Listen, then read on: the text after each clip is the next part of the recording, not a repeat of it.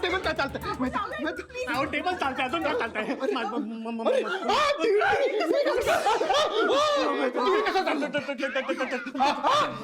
एक मिनिट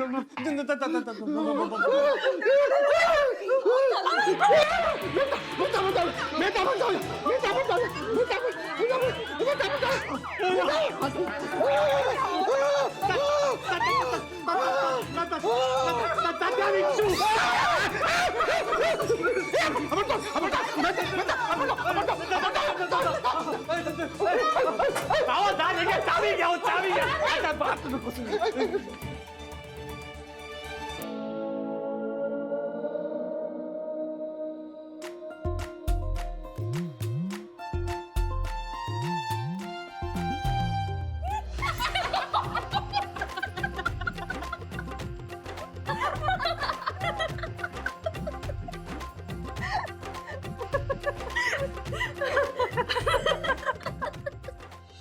मग तुझी मैत्रीण कुठे गेली आहे?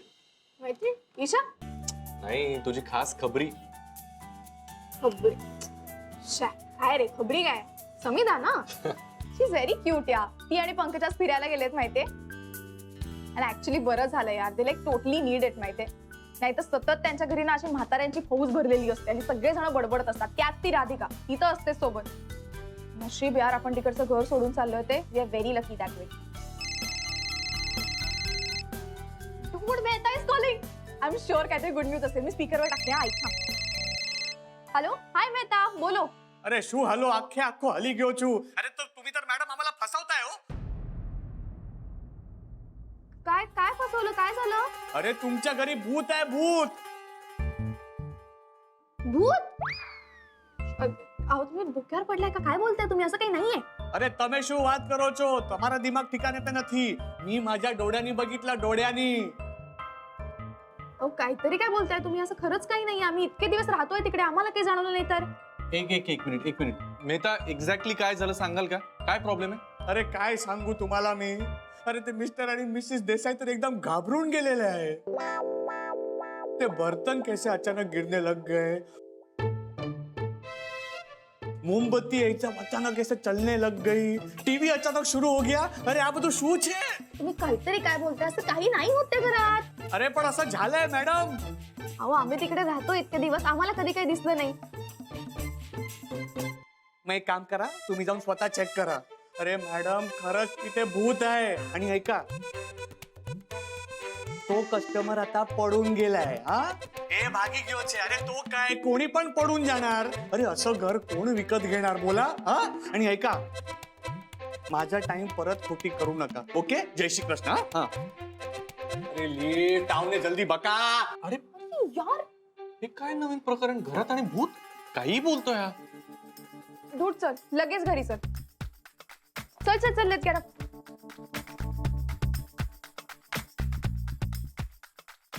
भूताचा काय प्रकार आहे यार? चला, झालं ते बरं झालं. गॅरी चल ना. आलो.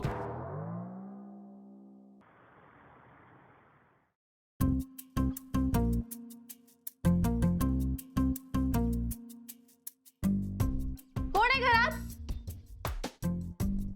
हे बघा आम्ही इथे पहिले राहतो. प्लीज इकडे येऊ नका कोणी. अगं बच्चा, असं काय करतेस? कोणी नाहीये घरात, उगीच काय ओरडतेस?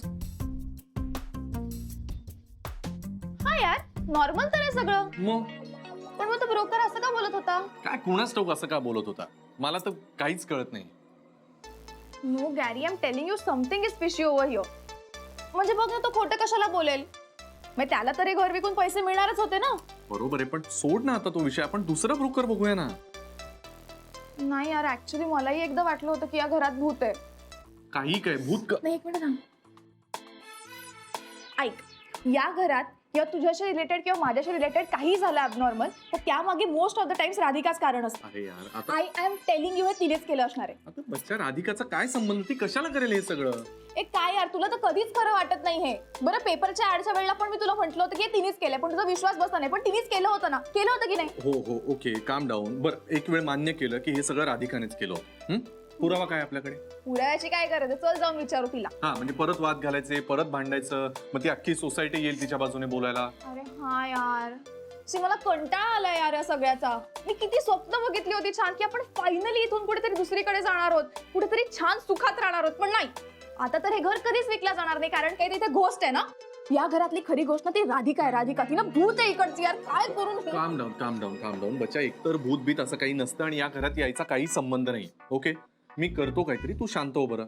अरे मी वैतागले या बिल्डिंग मधल्या लोकांना. प्लीज काहीतरी कर ना. आय डू समथिंग बच्चा. तू जा बरं आधी फ्रेश हो, मी आलोच. ओके ठीक, चप्पल काढ.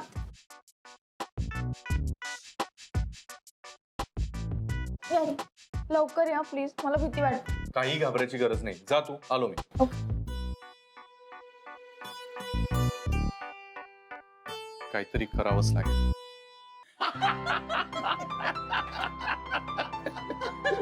तुम्हाला सांगतो, हे राधिकाची सगळी आयडिया रेवतीनं साथ दिली हो तिला. पण त्यांनी केलं काय ते तरी सांगा ना. आणि आहेत कुठे दोघी जणी? अरे काय आलं. काय केलं सांग तरी. नानीजी, आतापर्यंत चांगल्या कामासाठी ही अक्कल वापरली, आता स्वतःच्या फायद्यासाठी थोडा खोडकरपणा केला झाला. राधिका, आपण काय केलं ते तरी सांग ना. रेवती, तू सांगतेस का मी सांगू? सुरुवात तू कर. बर, काय झालं नानीजी? आम्ही आतमध्ये घरात गेलो,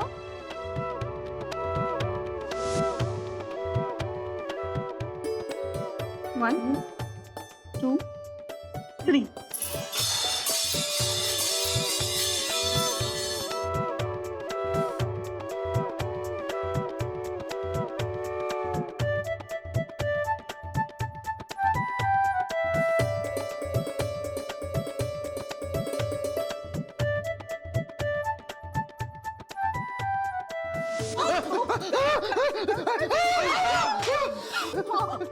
काय चाललंय? अरे मेहता, पण बाकी सोसायटीला सगळ्यांचं लाईफ आहे.